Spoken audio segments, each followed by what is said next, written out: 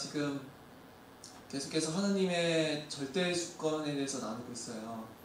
오직 유일신이 누구이시냐? 오직 여호와 한 분밖에는 없으시다.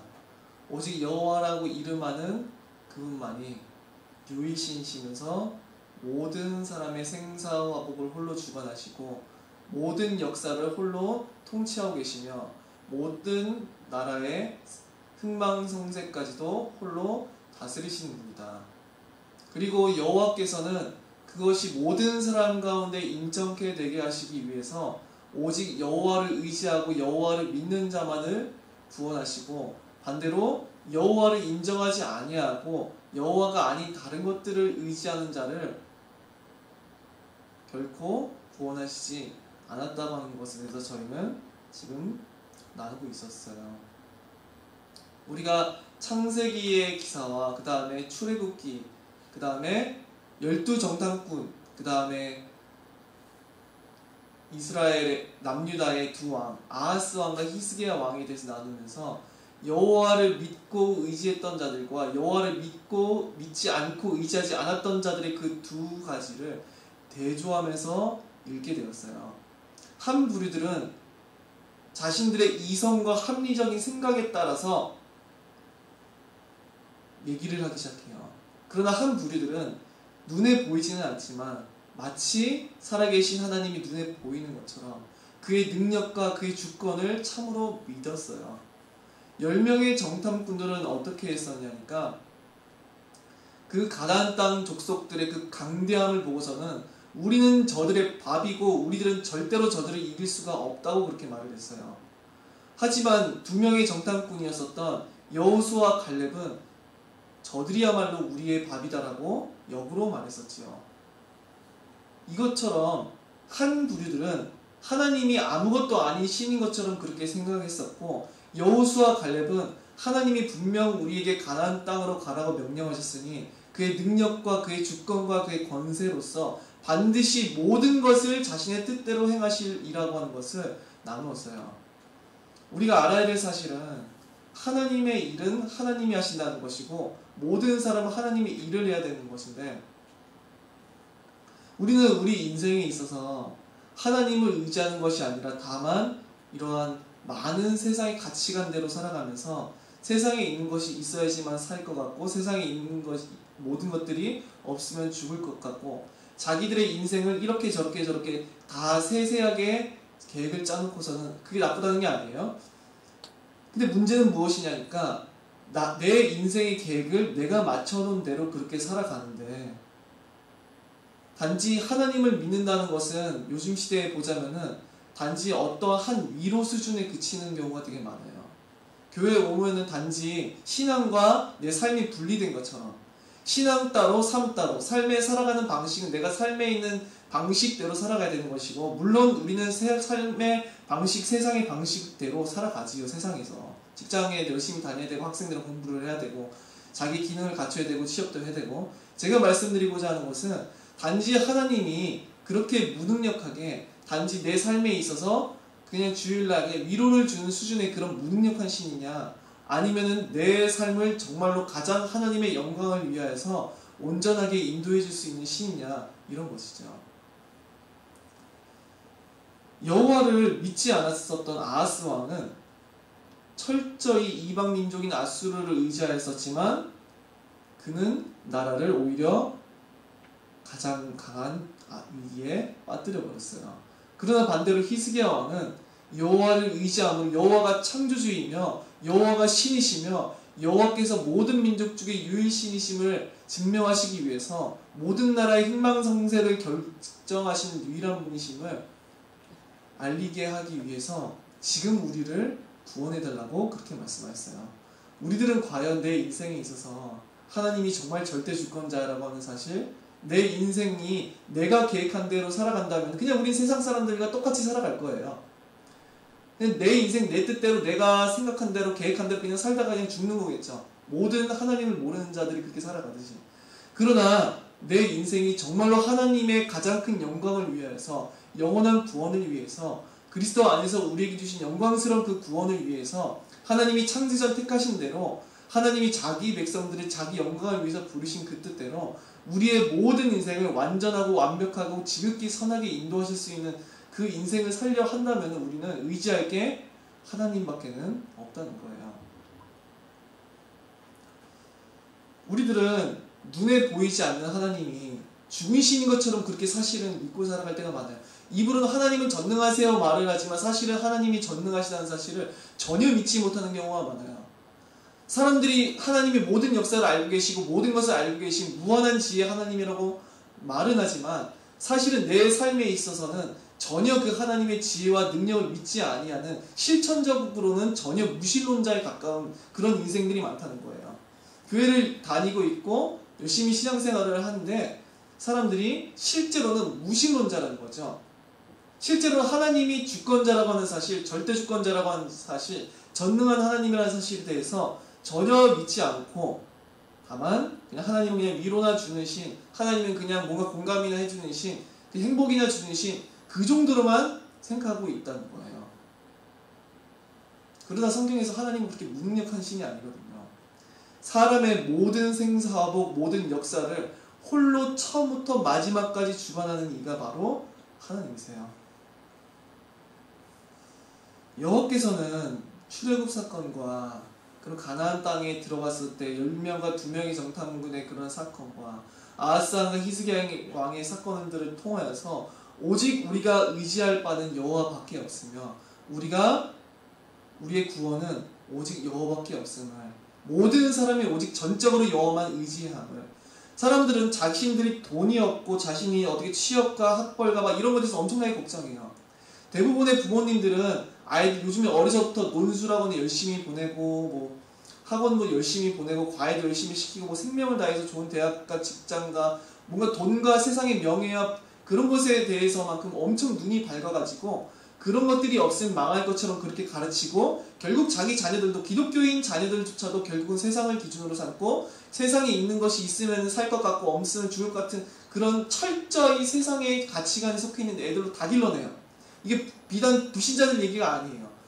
그리스도인이라고 말을 하는 가정에서 자라나는 아이들조차도 똑같이 세상의 가치관을 삼고 그게 없으면 죽고 그게 있으면 살 것처럼, 그러니까 그들의 인생은 그들이 성공했다 한들 그들이 망했다 한들 결국은 세상에 속해 있기 때문에 그들에게는 하나님의 인도하심이라는 건 존재하지 않아요. 하나님은 그들의 인생을 책임지지 않아요. 하나님의 함께하심, 하나님의 인도하심은 그들에게 존재하지 않아요. 왜냐? 그들은 모든 사람의 인생을 극히 선하게 인도하실 수 있는 하나님을 의지하지 않았기 때문에. 우리들이 삶에 있어서 열심히 행동하고 열심히 살아가고 다 열심히 해야 돼요. 그럼 성경에 열심히 하라고 말을 해요. 문제는 무엇이냐니까 내 인생이 정말로 하나님만을 전적으로 의지하고 인하여서 그가 내 인생에 함께하고 계시는가? 내 인생이 정말로 하나님의 구원에 속해 있는가? 내 인생이 정말로 하나님이 인도하시는 그 가운데 있는가? 내 인생을 완성하시는 이가 내가 아니라 하나님이신가? 정말로 하나님이 내 인생의 인도자라고 한다면은, 내가 정말 전적으로 하나님의 내 모든 인생 의탁했다라고 한다면은 사실 걱정할 건 아무것도 없는 거예요. 왜냐? 내 인생이 망한다 한들, 내 인생에 수없이 많은 문제가 닥쳐온다 한들 그건 다 하나님이 주신 거거든요. 하나님께서는 결국 내 인생을 모든 것이 합력하여서 영원한 영광스러운 구원의 선을 위하여서 내 인생을 가장 완전하고 완벽하게 인도하실 것이기 때문이죠. 그러니까 두려워할 게 없어요. 하나님을 의지하는 자들의 특징은 두려워할 게 없다는 거예요. 어떠한 문제 가운데서도, 어떠한 박해 가운데서도, 핍박 가운데서도, 어떤 고민 가운데서도 사실은 그들에게 위로가 될 수밖에 없는 이유는 무엇이냐니까 하나님이 나와 함께 하시고 전능하신 이가 나의 인생을 이루신다는 거예요. 그러나 반대로 하나님을 의지하지 않은 자들은 자기 힘대로 그냥 다 살아가야 돼요. 그들이 당하는 문제는 그냥 다 문제일 뿐이에요. 그들이 당하는 고난은 전부 다 고난일 뿐이고 그들이 하고 있는 모든 고민이 그냥 고민일 뿐이에요. 그냥 고통이에요 다.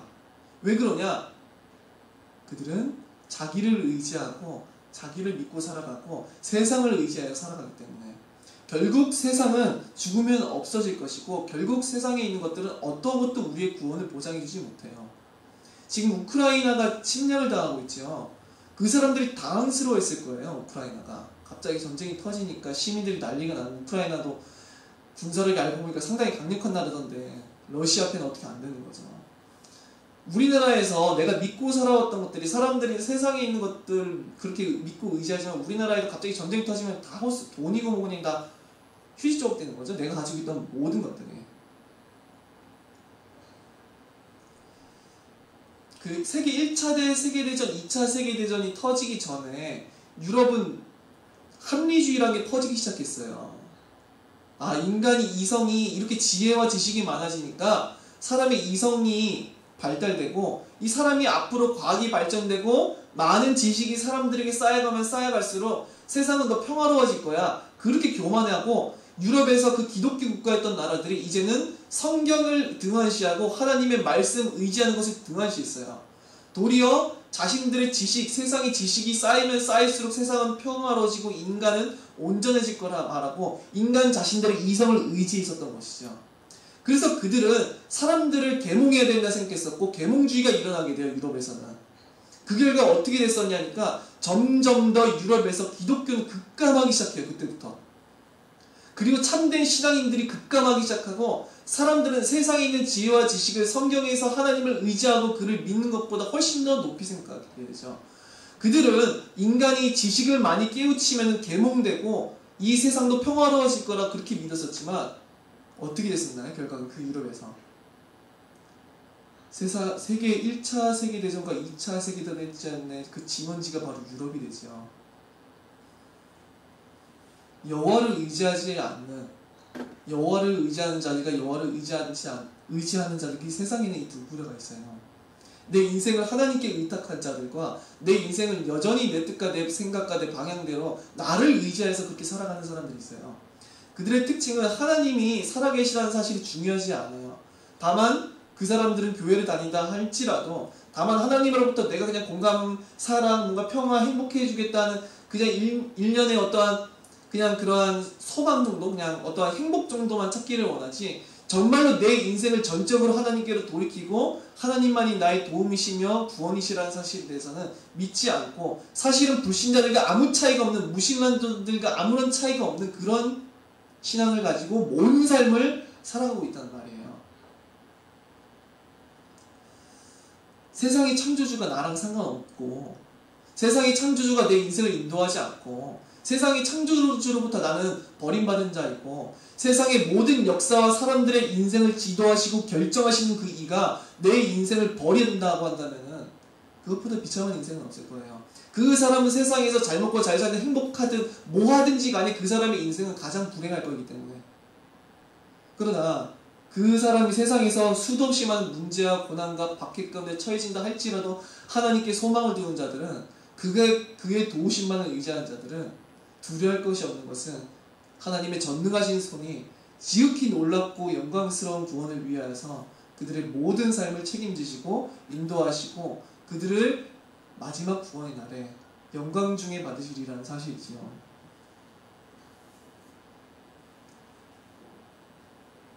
이사야서에서 우리는 히스기야 왕과 아하스 왕의 대조를 나눴었는데 오늘은 이사야서 41장부터 하나님께서 무엇을 말씀하신지 저희는 나누려고 해요.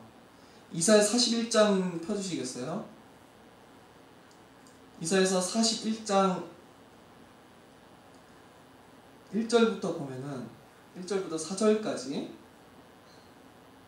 이 본문을 보면은 섬들아 내 앞에 잠잠하라 민족들아 힘을 새롭게 하라 가까이 나오라. 이 배경을 알려드릴게요. 이 배경은 하나님께서 법적인 용어들을 사용하시면서 법정에서 세상에 있는 모든 민족들, 세상에 있는 모든 민족들의 우상들과 변론하시는 거예요. 이 법정에서 판단해보자는 거예요. 누가 신인지, 누가 역사의 주관자인지, 누가 모든 사람이 믿고 의지해야 할 유일신인지를 우리가 성사를 가려보자는 거예요. 이 법정의 이미지를 가지고 있는 본문이에요. 계속 오늘 나눌 이사야서의 본문에서 이어지는 본문 모든 것도 전부 법정에서 이 우상들이 신인지 아니면 내가 여호와 나만이 유일신인지 세상 모든 민족들이 세상에 있는 것들을 의지하여서 구원함을 받을 수 있는지 아니면 오직 여호와만을 의지하여서 구원함을 받을 수 있는지 증명해보자는 거예요. 송사를 가리자는 거예요. 그 장면 이미지라고 하는 것을 알아주셨으면 좋겠어요. 그리고 이 본문을 지금 이사야서 읽어나가는 본문을 읽어나가면서 중요한 것은 역사적 배경을 알아야 되는데, 자, 이 이스라엘과 이 고대 근동 지방의 역사에 대해서 제가 설명드릴게요. 좀 이따 다니엘서에서도 이게 주가 되기 때문에 이걸 이해를 좀 하고 넘어가셨으면 좋겠어요. 우리가 아수르를 지지난주에 나눴었죠. 아수르가 북이스라엘을 멸망시켰어요. 그죠? 하나님이 약속대로 북이스라엘과 아람 군대를 무너뜨리셨었지요. 그런데 그 아수르가 히스기야 왕 시대 때 히스기야 왕이 더 이상 아수르를 의지하지 아니하고 여호와만 의지하니까 침공했던 것이 지난번에 나누었던 내용이었어요. 아수르는 당시에 투석기조차 있을 정도로 그 당시 고대 근동의 제패국이었어요. 모든 나라들이 제패한. 그런데 그 아수르 이후에 누가 일어나냐 하니까 그 당시에 아수르에게 짓밟혔었던 바벨론이라고 하는 나라가 있어요. 바벨론이 아수르가 너무 강하다 보니까 아수르에게 짓밟히고, 그게 이사야서에서도 나와요. 바벨론이 아수르한테 짓밟히는 내용이. 근데 이 아수르라고 하는 나라가 바벨론한테 무너져요. 바벨론의 느부갓네살이라고 하는 왕을 통하여서 아수르의 권세가 무너지고 느부갓네살은 엄청난 강대국을 이뤄요. 자, 이 느부갓네살 왕은 그 고대 근동지방에서의 역사만을 제패했을 뿐만이 아니라 누구까지 제패하냐니까 남유다까지도 바벨론 손에 넘어가요. 하나님께서는 죄로 말미암아서 범죄한 이스라엘, 그 북이스라엘 뿐만이 아니라 여호와의 법을 거역하고 우상을 숭배한 그 자들을 반드시 벌하셔야 되기 때문에 남유다조차도 바벨론을 통하여서 치셔가지고 바벨론의 속국이 되고, 바벨론에서 수도 없이 많은 포로들이 멸망당하고 바벨론으로 끌려가게 돼요. 남유다에도. 그래서 그 흩어진 유대인들이라고 하는 말, 그 디아스포라라고 하는 단어가 있는데, 이게 헬라어로 쓰여져 있는 구약 성경에 엄청 많이 나온 단어예요. 이게 비참한 용어죠. 사실은 비참한 용어예요. 여호와께 범죄함으로 인하여서 뿔뿔이 흩어지게 되거든요. 그게 이제 디아스포라라는 단어가 정말 많이 쓰이거든요. 구약 성경에서. 흩어지게 돼버린 거예요. 온 이방에. 그게 마지막 하나님의 심판의 내용이었었거든요. 이미 가나안 땅 들어가기 전에 레위기와 신명기에서 약속되어 있었던 하나님의 마지막 심판의 내용이었었거든요. 너희들이 멸망받아서 온 이방 가운데 흩어질 것이다. 근데 하나님께서 자기 백성을 버리지 아니하세요. 이것은 궁극적으로 그리스도 안에서의 궁극적인 영원한 종말의 구원을 가리키지만 1차적으로는 남유다의 구원을 가리켰어요. 근데 남유다가 바벨론에 있었는데 어떻게 구원을 받느냐 하니까 예레미야를 통하여서 하나님께서는 반드시 구원함을 얻을 거라고 말을 하는데, 페르시아 제국이 일어나게 돼요. 메데, 바사, 그러니까 바사가 페르시아고 메데라고 하는 제국이 있었는데 그 두 나라가 페르시아로 뭉치거든요. 그 페르시아 대제국이 바벨론을 무너뜨리고, 마침내 바벨론을 무너뜨리고, 그 고레스 왕이 그 근동지방, 중동지방까지 싹 점령해요. 인도까지 점령해요. 막 심지어 그 페르시아가 얼마만큼 강력했었는지. 그 영화 300이라고 하는 거 아세요 혹시? 뭐 This is 뭐 스파르타 이러면서 뭐 유명한 장면 있잖아요. 그 장면에서도 이제 나오는 왕이 페르시아 왕인데, 그 왕이 그러니까 그리스를 침략하죠. 그래서 그리스의 스파르타랑 페르시아 제국이 대결이 나오는데 상대가 안 되죠. 당시 페르시아 제국이. 거기 헬라 제국이고, 그리스 제국, 헬라 제국이 상대가 안 됐었죠. 당시에 그 영화 300에 나왔었던 왕이 그 성경의 에스더서에 나오는 에스더 남편이에요. 에스더 남편. 그러니까 페르시아 제국이 워낙 강대했어가지고, 제가 그 지도를 보면은 지금 인도 북부서부터 시작해가지고 그 지금 어디일까? 그 팔레스타인 지역 전역까지 다 먹었어요. 페르시아가. 그 그리스까지. 그런데 그리스가 이제 당시 헬라 제국이, 헬라는 여러 가지 뭐 스파르타, 지금의 우리가 뭐 아는 뭐 아테네 뭐 여러 가지 도시가 있잖아요. 마케도니아 이런 데들. 근데 그쪽 헬라 제국에서 알렉산더 대왕이 일어나요. 알렉산더가 왕이 되자마자 단 10년 안에 페르시아 제국을 전부 무너뜨려요. 페르시아 제국을 전부 무너뜨리고서는 심지어 페르시아가 점령했던 것보다 더 넓은 영토를 차지하게 돼요.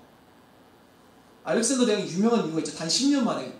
페르시아 제국 같은 경우에 약 30몇 년에 걸쳐서 그 대제국을 이뤘었는데 헬라 제국은 불과 10년 만에 알렉산더 대왕이 그 모든 것들을 점령해버리는 일이 일어나지요. 어마어마한 대제국을 세워요. 그 헬라 제국이.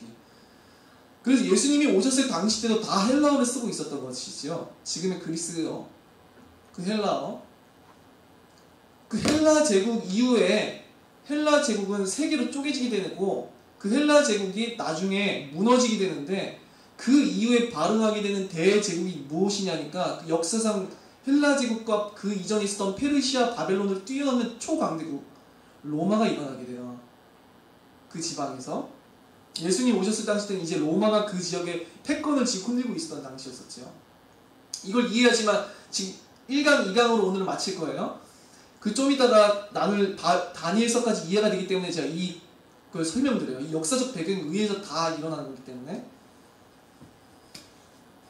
자, 하나님께서는 지금 이사야 선지자가 살아계실 때, 이사야 선지자가 있었을 때는요, 아직 남유다가 멸망하기 한참 전이에요.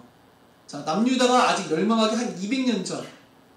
남유다가 멸망하기 200년 전, 100몇십 년 전쯤에 하나님께서는 어디까지 예언을 하기 시작하시냐 하니까 남유다가 멸망을 당하고 남유다를 구원해줄 고레스, 페르시아의 고레스 왕까지도 예언해요. 고레스가 마침내 바벨론을 멸망시키고 바벨론에 포로되어 있었던 유대인들을 이스라엘 땅으로 다시 돌려보내도록 칙서를 발령하거든요. 그래서 그들이 다시금 팔레스타인에 지금 이스라엘이 있는 그 땅에 다시금 돌려보내요. 유대 민족들을. 마침내 다시금 70년 만에 고국 땅에 발법해서 유다가 드디어 구원함을 얻는 것이죠. 지금 하나님께서는 그 예언을 하고 계세요. 이사야 선지자를 통해서. 이게 1, 2년 뒤에 일을 예언하는 게 아니라 100몇십 년, 200년 뒤의 일, 200년 뒤쯤의 일을 지금 예언하시고 있는 장면이라는 거예요. 바벨론이 아직 흥하기도 전이고 아직 아수르가 강대할 때인데 이미 바벨론이 유다를 무너뜨리고 이미 그 이후에 고레스를 통하여서 페르시아의 고레스 왕을 통하여서 지금 남유다를 구원해 주실 그 역사를 지금 얘기하고 계신 거예요. 계속 오늘 나눌 내용이.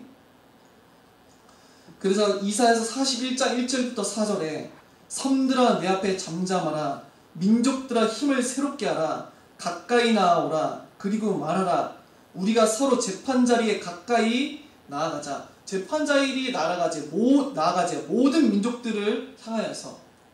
그러니까 여호와를 믿지 아니하고 우상을 숭배하는 세상의 모든 민족들에 대해서 말씀하고 계신 거예요. 그리고 말하라 우리가 서로 재판자리에 가까이 나아가자. 누가 동방에서 사람을 일깨워서 동방이라고 하는 것은 지금 페르시아 제국이에요. 더 구체화돼요. 계속 예언이. 누가 동방에서 사람을 일깨워서 공의로 그를 불러 자기 발 앞에 이르게 하였느냐. 열국을 그의 앞에 넘겨주며 그가 왕들을 다스리게 하되 그들이 그의 칼이 티끌 같게 그의 활에 불리는 초기 같게 하며 그가 그들을 쫓아가서 그의 발로 가보지 못한 길을 안전히 지났나니 이 일을 누가 행하였느냐 누가 이루었느냐 누가 처음부터 만대를 불러내었느냐 나 여호와라 처음에도 나요 나중 있을 자에게도 내가 곧 그니라. 지금 동방에서 한 사람을 불러올 테인데 그에게 모든 왕들을 정복하게 하고 모든 열방들이 모든 나라들이 그의 칼이 티끌같게 먼지와 같게 그 앞에 불타오르는 초계 같게 마치 그가 지나가면 쉽게 불타오르는 것처럼 온 땅을 그에게 그 한 동방에서 오는 왕에게 맡겨주어서 그가 온 나라를 점령하도록 하게 하신다는 말이시죠. 이것을 왜 여호와께서 200 몇십 년 뒤에 있을 일을 말씀하시면서 왜 재판의 자리를 지금 그 이미지를 보여주시냐니까 모든 열방의 우상들아 너희들은 그 미래에 있을 알게 할 수 있느냐 나 여호와는 200년 뒤에 있을 그 일을 지금 이 재판 자리에서 미리 말함으로 인하여서 그리고 그것이 반드시 성취됨으로 인하여서 내가 예언한 대로 그대로 성취됨으로 인하여서 처음에 있을 자도 나요 나중에 있을 자도 나요 그리고 처음부터 만대를 불러내었는 자도 나다. 처음부터 만대를 불러내었다는 말은 이 처음이라고 하는 단어가 그 요한복음 1장에서 태초에라고 하는 단어와 같은 아르케라고 하는 단어거든요. 즉 태초라고 하는 번역이 좋아요. 이게 처음이라고도 쓰일 수 있어요. 이 단어가 번역이. 근데 이 본문의 뉘앙스를 볼 때 태초가 더 좋아요. 역사의 시작이 있었던 그 태초에서부터 만대라고 하는 것은 모든 역사, 역사의 시작에서부터 마지막 종말에까지 모든 역사를 누가 태초로부터 지금까지 결정하고 인도하고 있느냐, 지금 그게 곧 나라고 말씀하시는 거예요. 그래서 그 증거로서 우리가 송사를 겨뤄보자. 내가 동방에서 산 사람을 오게 해서 그로 하여금 저 바벨론도 무너뜨리고 모든 나라들을 그에게 넘겨주겠다. 그 내가 예언한 대로 그것이 곧 성취될 것이다. 그렇다면은 너희 우상들은 그렇게 할 수 있느냐? 지금 그 말씀입니다. 이게 계속해서 나오기 시작해요. 41장 21절에서 24절에 보면은 저희 다 읽어볼 수는 없고, 나 여호와가 말하노니 너희 우상들은 소송하라. 소송해보래요. 내가 신이라고. 여호와는 신이 아니고 내가 신이라고 한번 소송해보래요. 여호와께. 야곱의 왕이 말하노니 너희는 확실한 증거를 보이라. 증거를 보여보래요. 우상들을 향하여서. 세상에 있는 모든 우상들을 향하여서 너희가 역사를 주관할 수 있다면은 그것을 증명해보래요. 그래서 신임을 증명하라는 거죠. 자신들이. 장차 당할 일을 우리에게 진술하라. 또 이전 일이 어떠한 것도 알게 하라. 우리가 마음에 두고 그 결말을 알아보리라. 과거와 미래에 있을 모든 일을 한번 얘기해보래요. 우상들을 불러. 그리하면 너희가 신들인 줄 우리가 알리라. 그럼 하나님께서는 너희가 신들인 줄을 알겠대요. 너희가 역사의 과거부터 현재까지 모든 일을 너희가 말을 할 수 있다면. 또 뭐라고 말씀하시냐니까 뒤에 올 일을 알게 하라. 그리하면 너희가 신들인 줄 우리가 알리라. 또 복을 내리든지 재난을 내리든지 하라. 자기가 원하는 대로 세상에 복도 내리고 재난도 내려보래요. 자기들이 원하는 대로. 세상에 있는 모든 복과 재난을 누가 내릴 수 있는 것이죠? 우리는 인간이 스스로의 역사를 주관한다고 생각하는데 세상의 모든 역사 가운데 복과 재난을 주실 수 있는 분이 지금 누구이시죠? 그 해보래요. 우상들 보러. 누가 신인지, 누가 과연 역사주의 주관자인지, 누가 과연 모든 인생의 주관자인지, 과연 누가 모든 나라들의 주관자인지 증명해보고 소송해보래요. 여호와께서 모든 세상의 우상들을 향하여서 우리가 함께 보고 놀라리라. 보라 너희는 아무것도 아니며. 그래서 우상들은 그렇게 할 수가 없어요. 보라 너희는 아무것도 아니며 너희 일은 허망하며 너희를 택한 자는 가증하니라. 그들을 의지하는 것들은, 세상의 모든 우상을 의지하는 것들은 사실은 너무나 허망한 일이었던 것이죠. 그 우상들을 의지하는 것들은 아무것도 안 됐던 거예요. 오직 여호와께만 구원이 있는데, 여호와가 역사의 주관자인데 역사를 주관할 수 없는 모든 우상들을 의지했던 것은 허무 맹랑한 이야기에 불과했던 것이죠. 그건 가증한 일이래요. 여호와가 아닌 다른 신들을 의지했던 것은. 여호와께서는 이 고레스를 통하여서 복과 화와 재난을 주관하신다는 사실을 증명하시지요. 예언하신 대로 성취하신 거. 그 다음에 25절에서 29절 이어서 읽어보면은 내가 한 사람을 일으켜 북방에서 오게 하며, 이 고레스죠. 계속 고레스. 내 이름을 부르는 자를 해 돋는 곳에서 오게 하였나니 그가 이르러 고관들을 석회같이 토기장이가 진흙을 밟음같이 하니 그를 통하여서 온 열방을 짓밟으시겠대요. 그 고레스를 일으키셔서 그 근동지방의 모든 나라들을. 그가 이르러 고관들을 석회같이 토기장이가 진흙을 밟음같이 하리니 누가 처음부터 이 일을 알게 하여 우리가 알았느냐. 이 일을 어떻게 알았느냐요. 처음부터. 누가 예언하셨었죠? 이 일을? 여호와가 예언하셨거든요. 누가 이전부터 알게 하여 우리가 옳다고 말하게 하느냐. 즉 어떤 우상신들이 내가 그걸 예언했어, 내가 고레스가 오고 내가 고레스가 이 땅을 점령하고 고레스가 열방을 제패할 거라는 것을 내가 알겠어라고 말할 만한 신이 없는 거예요. 말해보라는 거죠. 계속해서 하나님께서는. 알게 하는 자도 없고 들려주는 자도 없고 너희 말을 듣는 자도 없도다. 그들의 말을 듣는 자가 없어요. 그들의 말을 이제 들어주는 자가 없어요. 왜냐? 그들은 아무것도 예언할 수 없었기 때문에. 내가 비로소 시온에게 너희는 이제 그들을 보라 하였노라. 내가 기쁜 소식을 전할 자를 예루살렘에 주리라. 마침내 자신이 모든 역사를 예언한 대로 성취하심으로 인하여서 시온인 자들, 즉 예루살렘의 하나님의 백성들로 하여금 이제 내가 보라, 누가 신인지, 누구가 역사의 유일한 주관자인지, 누가 모든 사람의 생사화복을 그들의 길을 지도할 수 있는 분인지 보라라고 말씀하고 계세요. 내가 기쁜 소식을 전할 자를 예루살렘의 주이라, 고레스지요. 그들이 고레스 왕, 페르시아의 고레스 왕을 통하여서 구원함을 받기 때문에 내가 본즉 한 사람도 없으며 내가 물어도 그들 가운데 한 말도 대답할 조언자가 없도다. 보라, 그들은 다 헛되며 그들의 행사는 허무하며 그들이 부어 만든 우상들은 바람이요 공허한 것 뿐이니라. 모든 우상들은 사실은 공허했던 거예요. 텅 빈 거지요. 아무것도 할 수 없는 신들인데 그 허무맹랑한 것들을, 거짓된 것들을 그토록 의지했던 거예요. 모든 사람들이 그 허무맹랑한 것들을 의지하면서 거기에 구원이 있을 것처럼 그렇게 믿고 굳게 살아갔던 것이지요. 사실은 모든 생사화복을 주관하고 그들을 구원하고 그들을 도울 수 있는 그들의 산성과 방패는 여호와 한 분밖에 없는데 그를 믿지 않았던 거예요.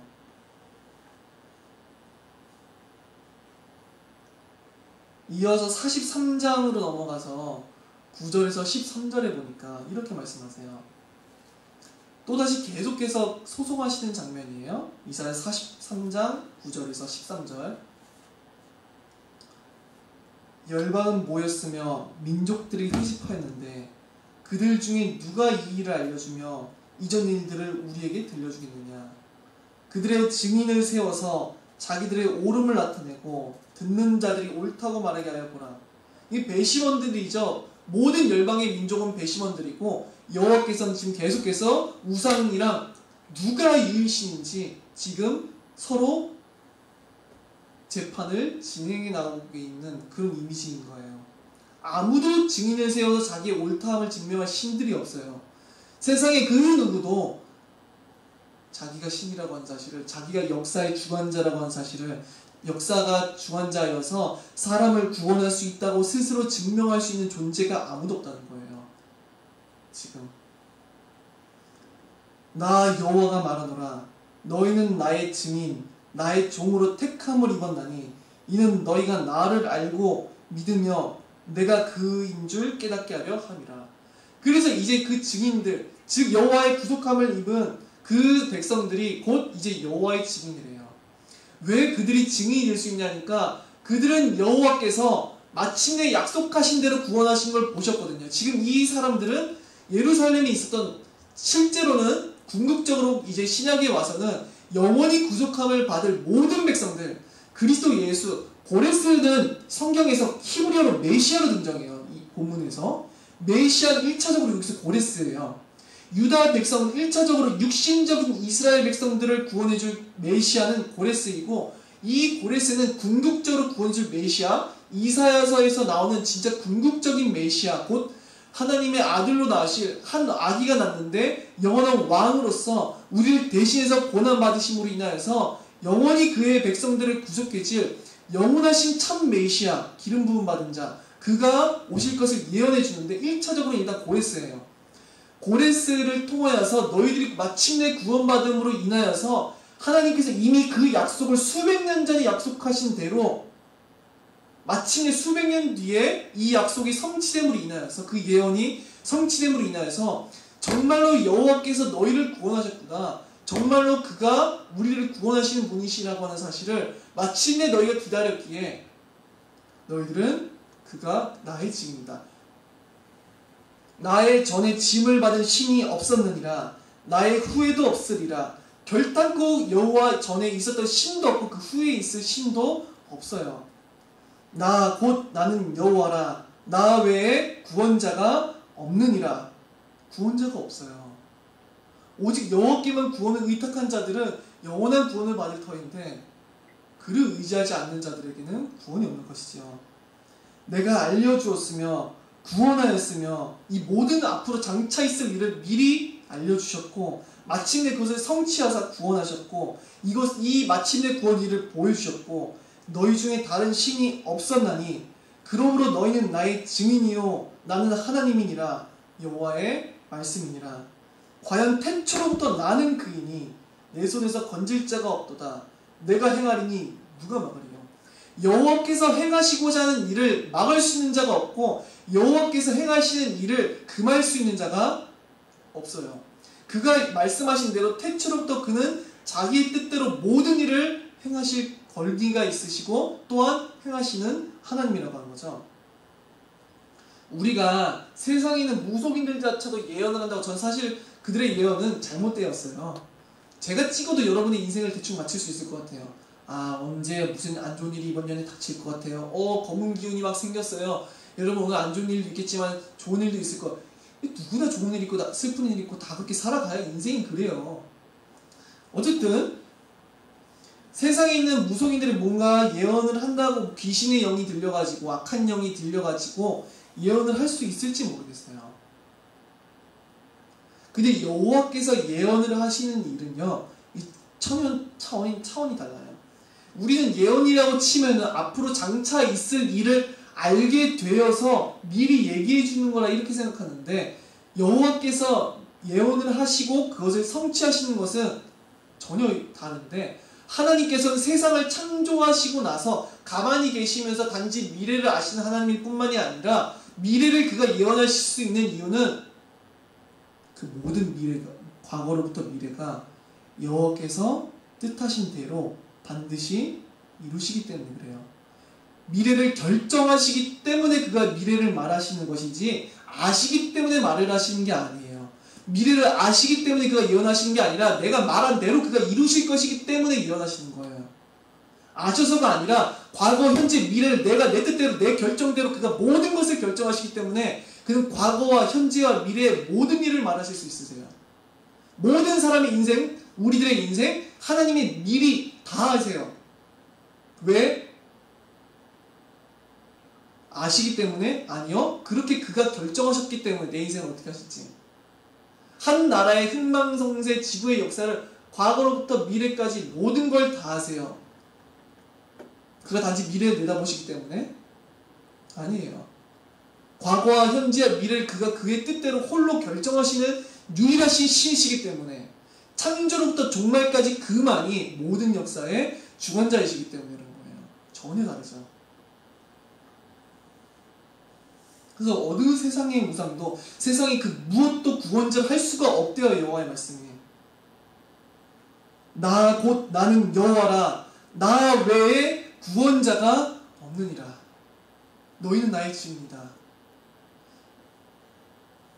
45장 1절에서 7절로 넘어가면 45장 1절에서 7절이요. 여기 보면은 계속해서 이어서 나와요. 더욱 구체화가 되죠. 여호와께서 그의 기름 부음을 받은 고레스에게 이같이 말씀하시되, 내가 그의 오른손을 붙들고 그 앞에 열국을 항복하게 하며 내가 왕들의 허리를 풀어 그 앞에 문들을 열고 성문들이 닫히지 못하게 하리라. 계속 전쟁에 대한 내용이죠. 그 기름 부음을 받은 고레스한테, 기름 부음은 이게 메시아예요. 메시아. 기름 부음이라는 뜻이. 메시아 고레스에게 이같이 말씀하시되, 그가 그를 붙드시고 열국을 항복시키시고 왕들, 즉 모든 열방의 왕들을 허리띠를 푸신다고 하는 것은 그들의 모든 기력을 쇠하게 하시고 그들을 정복당하게 하시고 그들의 힘을 없애시겠다는 것이죠. 문들을 열고, 성문을 열면 당시에 점령당하는 거잖아요. 문들을 열고 성문들이 닫히지 못하게 하리라. 내가 너보다 앞서가서, 고레스 앞서가시겠대요. 험한 곳을 평탄하게 하며 논문을 쳐서 부수며 쇠빗장을 꺾고 모든 성벽의 성문들을 무너뜨리시겠다는 것이죠. 내가 흑암 중에 보아와 은밀한 곳에 숨은 재물을 주어 내 이름을 부르는 자가 나 여호와 이스라엘의 하나님인 줄을 내가 알리라. 바로 예언하신 대로 마침내 고레스를 통해서 열방을 점령하심으로 인하여서 나만이 신이고 내가 곧 여호와만이 세상의 주권자임을 알게 하시겠다는 것을 계속 말씀하시지요. 내가 나의 종 야곱, 나의 택한 자 이스라엘 곧 너를 위하여 내 이름을 불러 이스라엘을 위하여서 곧 너를 위하여서 내 이름을 여기서 고레스지요. 고레스를 불러서 이스라엘 민족을 구원해 주시니까 너는 나를 알지 못했을지라도 내게 칭호를 주었노라. 고레스는 여호와를 알지 못했지만 고레스를 택하시고 그 고레스에게 구원자라고 하는 메시아라고 하는 칭호를 주신 것은 여호와이셨어요.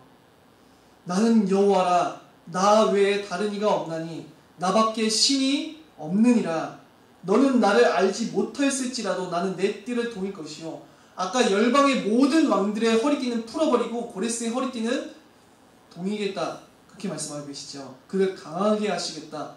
그 말씀이시지요. 그래서 해 뜨는 곳에서든지 지는 곳에서든지 나밖에 다른 이가 없는 줄을 알게 하리라. 해 뜨는 곳에서 해 지는 곳, 곧 모든 나라 온 열방 가운데서 여호와만이 신이시며 여호와만이 역사의 주관자이시며 여호와만이 모든 사람들이 믿고 섬기고 의지하여야 할, 모든 사람이 자신들의 모든 인생을 의탁하고 의지하여야 할 유일신이심을 해 뜨는 데부터 해 지는 데까지 마침내 나타내시겠다고 그렇게 말씀하시지요. 나는 빛도 짓고 어둠도 창조하며 나는 평안도 짓고 환난도 창조하나니 이는 나는 여호와라. 이 모든 일들을 행하는 자니라 하노라.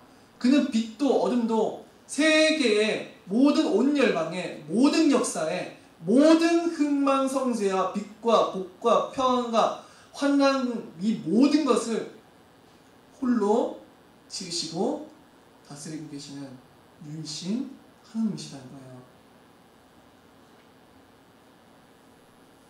이 고레스를 부르셨던 것처럼 마침내 우리에게도 장차 오실 메시아, 참 메시아 그리스도께서 오신 분이 바로 예수셨었죠.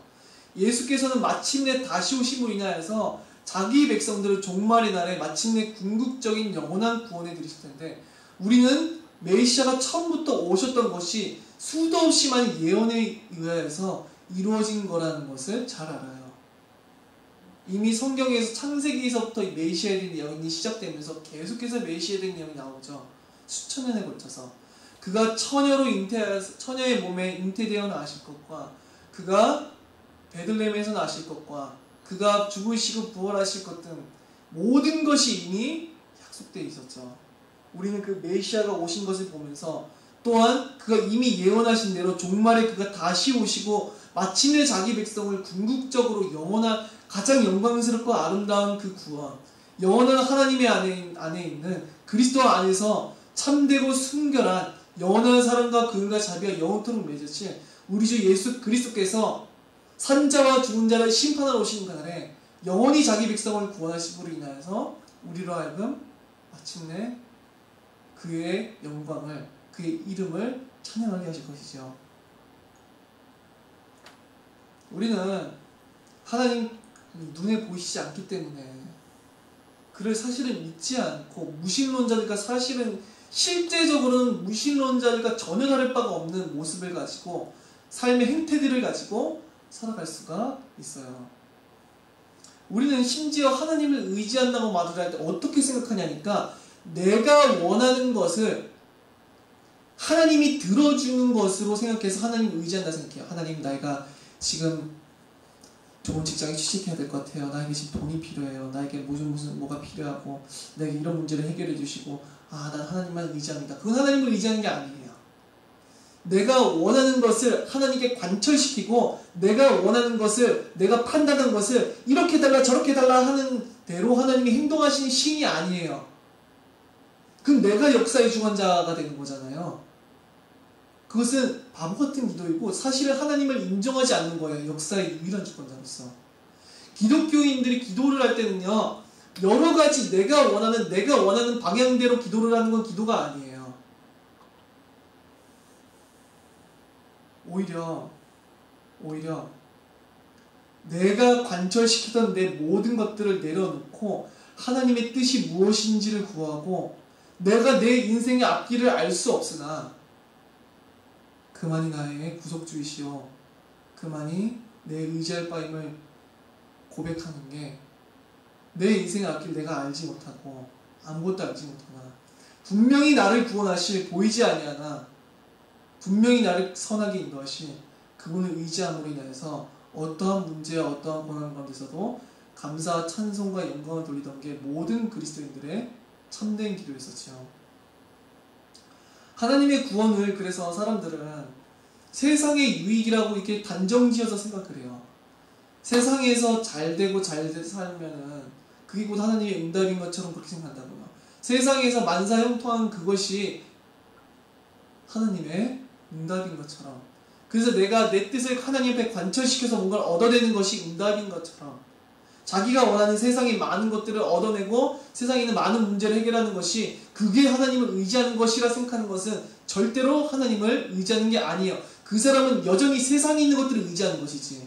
다만 세상에 있는 것들을 의지하기 위해서, 세상에 있는 것들을 얻어내기 위해서 여호와라고 이름하는 사람이, 이름하는 신이 내가 원하는 세상의 우상들을 오히려 줄 수 있을까봐, 그것은 전혀 하나님이 원하시는 기도도 아니고 여호와를 의지하는 것도 전혀 아니죠. 여호와를 의지하는 것은 세상에 있는 잘되고 안되고의 기준이 아니죠. 사탄은요, 세상에 있는 모든 것을 줘서라도 여러분들을 하나님으로부터 멀어지게 만들 거예요. 그래서 사실은 영광스러운 구원, 이 세상에서는 어떨지 모르지만 영원한 구원을 포기하고 그들을 어떻게 해서든지 자기와 함께 지옥불에 던져지고 가장 죄악되고 저주스러운 지옥의 나라로 함께 가자고 그렇게 미혹하고 속이겠죠. 하지만 하나님의 궁극적인 목적은 세상에 있는 것이 아니라 자기 자신을 주시는 것에 있고 영원한 영생의 소망이 있는 것이죠.